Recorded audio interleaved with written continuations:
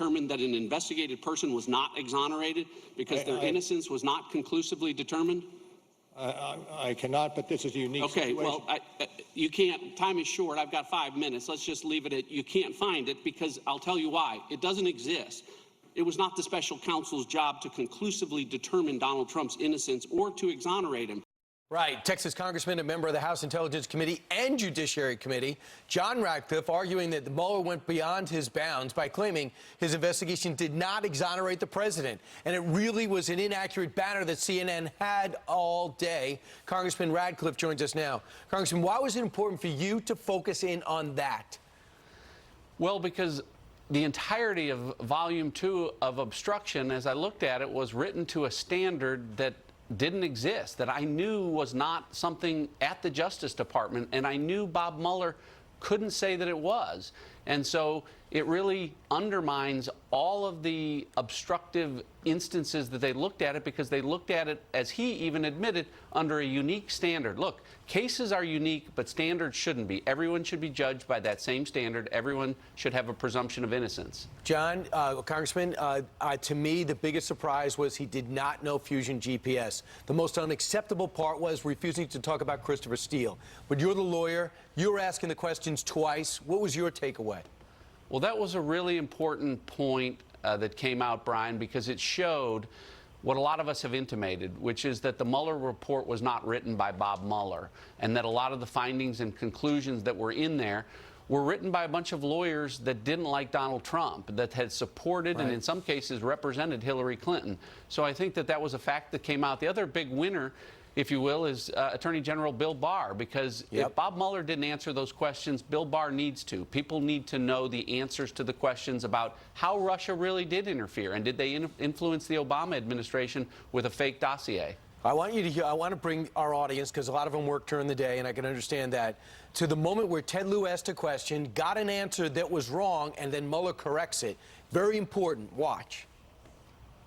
He asked you, quote, the reason you did not indict Donald Trump is because of the OLC opinion stating you cannot indict a sitting president, to which you responded, that is correct.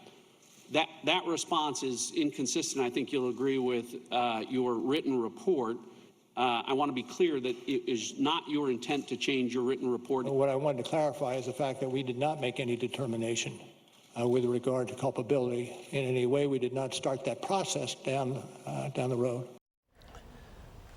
Very important, probably the most important moment. Congressman, real quick, I sense that they used the integrity of Robert Mueller as FBI Director, U.S. Attorney, and Marine hero to really work beyond him, below him, and do the investigation, almost using his name.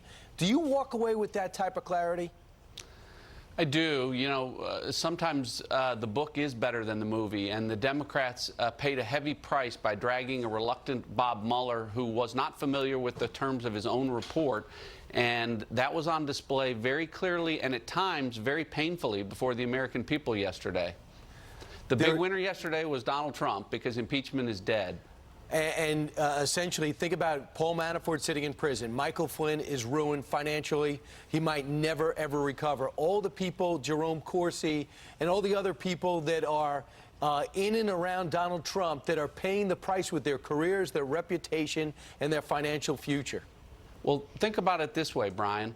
Bob Mueller, everything that came before and culminated yesterday was started because his predecessor, Jim Comey, leaked confidential conversations with the president to create the Mueller investigation. Mishandling classified information is still a violation of the Espionage Act. It started with Hillary Clinton. It has continued without accountability.